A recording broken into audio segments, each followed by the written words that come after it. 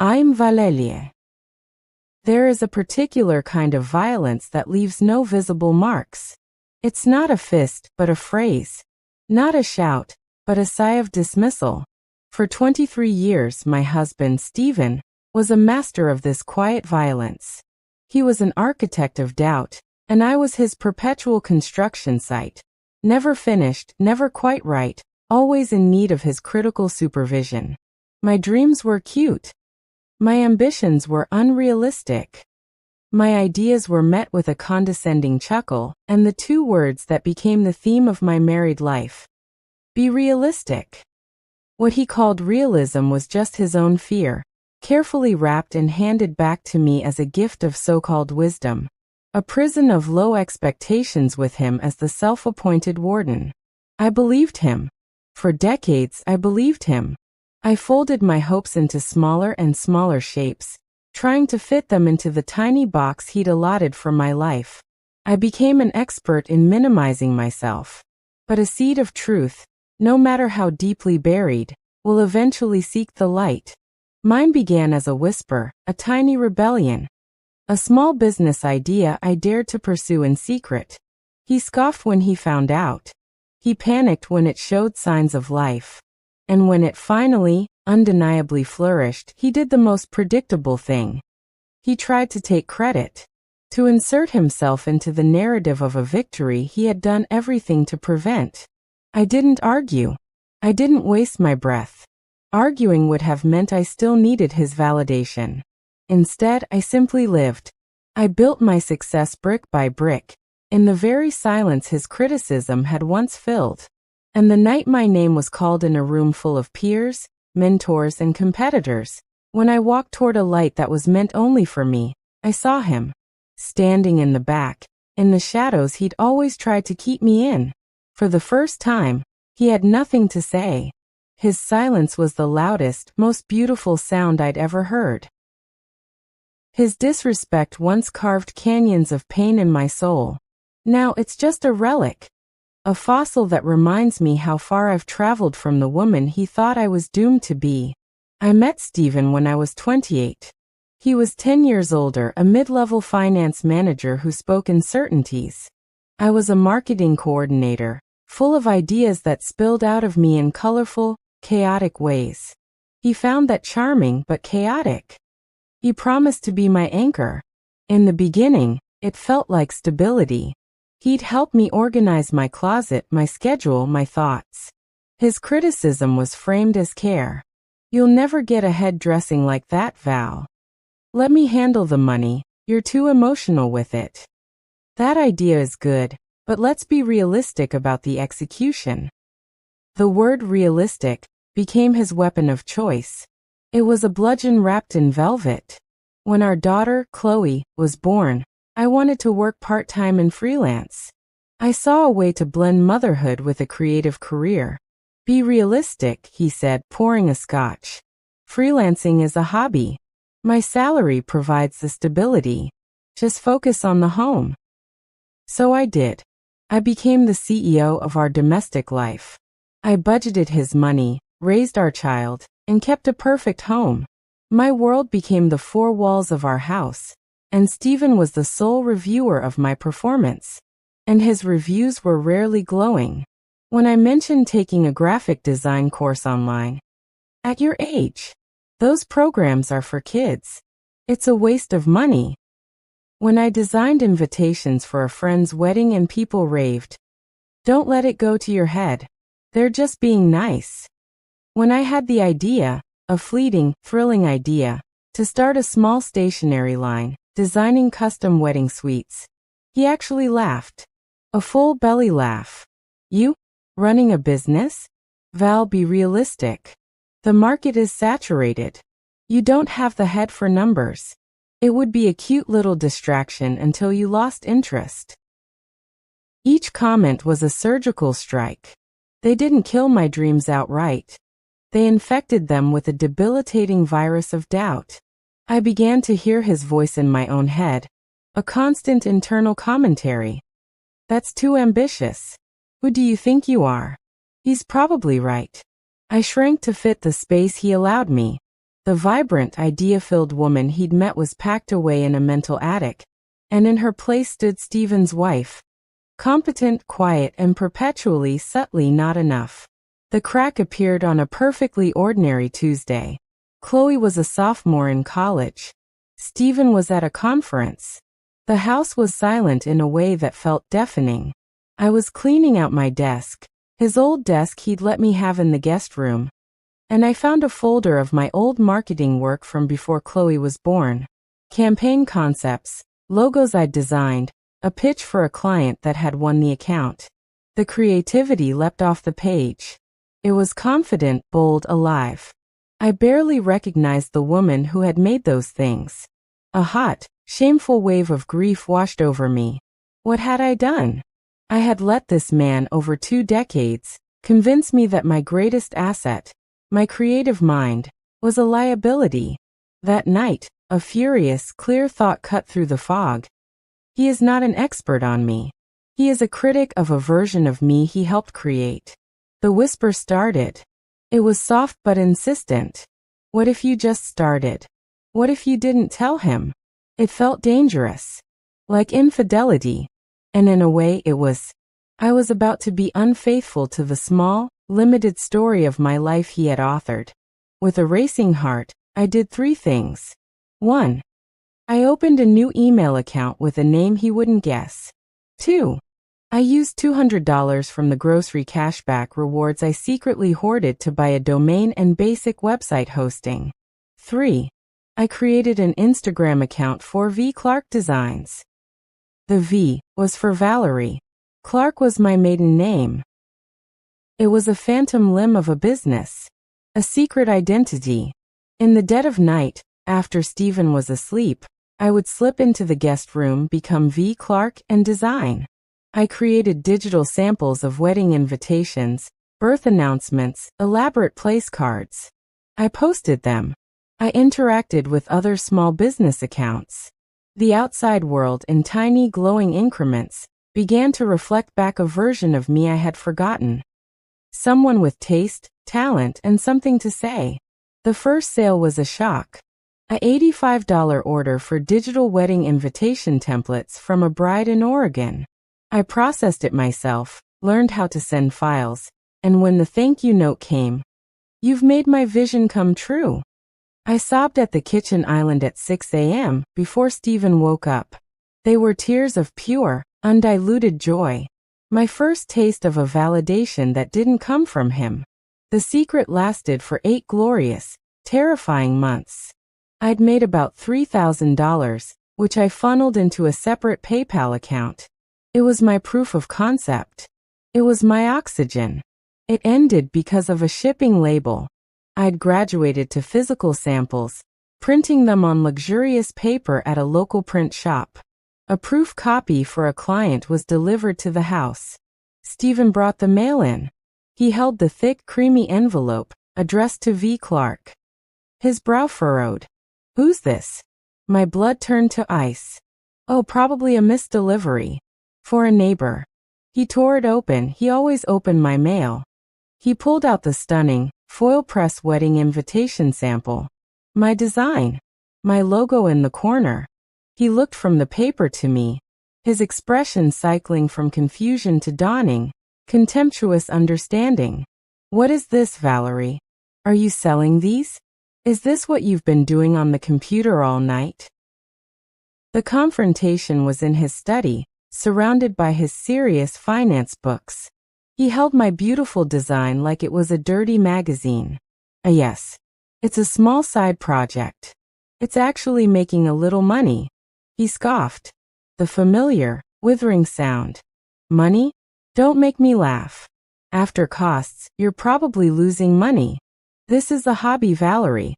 A very time-consuming hobby that's distracting you from your actual responsibilities." I stood a little straighter. My responsibilities are met. The house is run. This is for me. Be realistic, he snapped, the old mantra. The wedding industry is brutal. You have no business plan, no scaling strategy, no capital. This is a childish fantasy. You're going to embarrass yourself. But for the first time, his words didn't land like truth. They landed like fear. His fear. I was changing the rules, and he was losing control.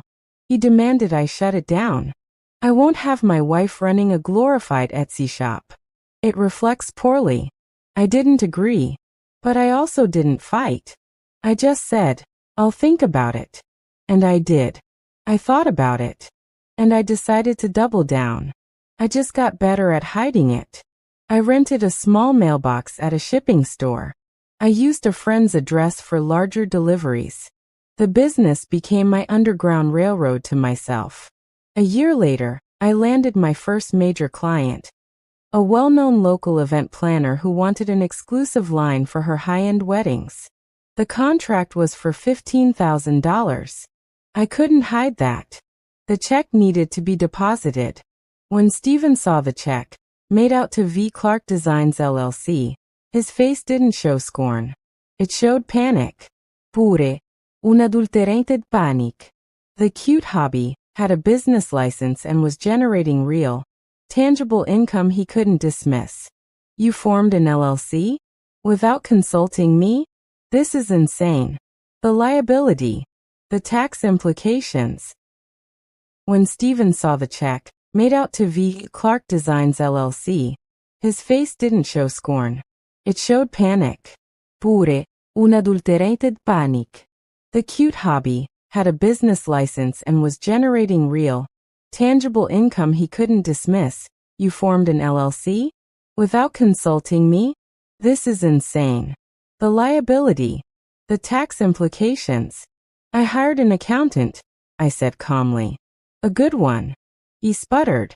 The goalposts had moved from "it's a waste of time" to "you're doing it wrong." But I was no longer listening to his referee's whistle. I hired an accountant, I said calmly. A good one. He sputtered. The goalposts had moved from "it's a waste of time" to "you're doing it wrong." But I was no longer listening to his referee's whistle. With the event planner's endorsement, my business, Verity Paper, I'd finally claimed my full name, exploded. I moved out of the guest room and into a shared creative studio downtown.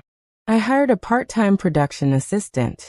My days were filled with client meetings, paper sourcing, and design sessions. I was using parts of my brain that had atrophied for years, and they sparked back to life with a vengeance. Steven's tactics evolved. From panic, he moved to appropriations. He'd tell his colleagues, "My wife's little creative venture is doing surprisingly well. I've been giving her some financial structuring advice." At a dinner party, he interrupted me explaining a design challenge to say, "The key is in the operational efficiency, which is where I've been helping." He tried to insert himself into my financials, offering to manage my books. I declined.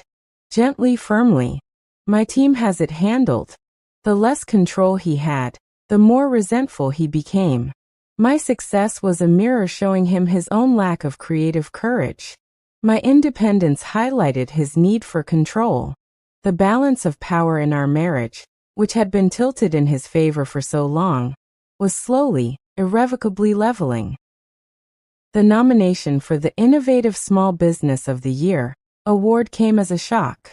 My industry was recognizing me, not Steven's wife. Valeria Claro. I bought a stunning emerald green gown. I didn't ask Steven's opinion. I hired a stylist. The night of the ceremony, he insisted on coming. "It's a big night," he said, trying to sound supportive. But I saw the calculation. He wanted to be seen as the proud husband, to bask in a light he had tried to extinguish. The banquet hall was filled with hundreds of people. I was at a table with my team, my accountant, my friends. Steven sat stiffly beside me, a smile plastered on his face, making stiff conversation with my studio mate about market volatility. Then they announced my category. The presenter listed the criteria: creative vision, sustainable growth, community impact. They opened the envelope, and the winner is Valerie Clark of Verity Paperwork. The roar from my table was deafening. My team leapt up. The world became a blur of light and sound. I floated toward the stage, that walk feeling like the culmination of 1,000 secret steps taken in the day. As I reached the steps, my gaze swept the room, and there at the back, near the exit, I saw him. Stephen hadn't followed my table celebration. He was standing alone apart. The stage lights were so bright I could see his face clearly. Stunned, slack, utterly irrelevant. He was a spectator to my triumph. He had no role here. No credit to take. No critique to levy. The music, the applause, the spotlight. It was all for me. For the woman he'd told to be realistic. I accepted the award. I gave my speech. I thanked my team, my clients, my daughter for believing in me. I did not thank my husband. His omission was a louder statement than any dedication could have been. When I walked off stage, award in hand, he was gone. He'd left before I even finished speaking. I filed for divorce 3 months later. It was amicable, in the way a business dissolution is amicable. He fought over assets, of course, trying to claim a share of the business he supported. My lawyer, armed with records of my separate accounts and the timeline of my work, easily swatted that day. I bought a loft apartment near my studio. It is filled with light, color, and the beautiful, tangible evidence of my work. The silence there is rich and full. Stephen has tried to make contact a few times. Usually when he hears of another milestone, a magazine feature, a celebrity client. His messages are tinged with a bewildered nostalgia. I always knew you had it in you, one said. The revisionism was almost impressed. I don't respond. There is nothing left to say. My life is my responsibility. My daughter said to me recently, "Mom, you're like a different person. You're you but more." I told her. I was always here. I just finally got to introduce myself. The journey from belittled wife to award-winning CEO wasn't about proving him wrong. It was about proving myself right. It was about reclaiming the vocabulary of my own life. Words like realistic, ambitious, successful. I defined them for myself. His disrespect, which once felt like a death by 1,000 cuts, is now just a scar. And scars are not wounds. They are proof of healing. They remind you of the injury, but they no longer hurt. They simply mark the place where you grew strong. If you are listening to this, and you hear a familiar voice, whether it's a partner's, a parent's, a critic's inside your own head, telling you to shrink, to be quiet, to be realistic, I want you to heal. That voice is not wisdom. It is the echo of someone else's limitation. Often, it is the sound of their fear that you will outgrow the box they've built for. If you are listening to this, and you hear a familiar voice, whether it's a partner's, a parent's, a critic's inside your own head, telling you to shrink, to be quiet, to be realistic, I want you to heal. That voice is not wisdom. It is the echo of someone else's limitation. Often, it is the sound of their fear that you will outgrow the box they've built for. Your dreams are not too big. Your age is not a barrier. Realistic is the most dangerous word dream killers use. Because what is realism but a collective agreement on what's possible? And agreements can be brought. Start in secret if you must. Start small. But start. Let your success be a quiet rebellion. Let your growth be your argument. Don't waste your energy trying to convince those who are committed to misunderstanding you. Pour it into becoming undeniable. The moment you stop needing their approval is the moment you become powerful. The day your existence is your credential, you will find that the scoffing turns to panic, the panic turns to irrelevance, and you are left standing in a light so bright it washes all their shadows. My husband belittled me for years. He thought he was defining my limits. He was only defining his own. And on the day my success finally silenced him, I didn't feel the need to speak. My life, finally, was loud enough. Valerie picks up the crystal award from her desk. She turns it in her hands, watching the city lights refract through it. She looks at the camera. her expression one of profound, quiet sovereignty. She gives a slow, knowing nod. The most powerful rebuttal is not a shouted argument. It is a life lived gloriously, on your own time. If you want to hear more story like this, please like the video and subscribe the channel. Hit the bell icon to get notified.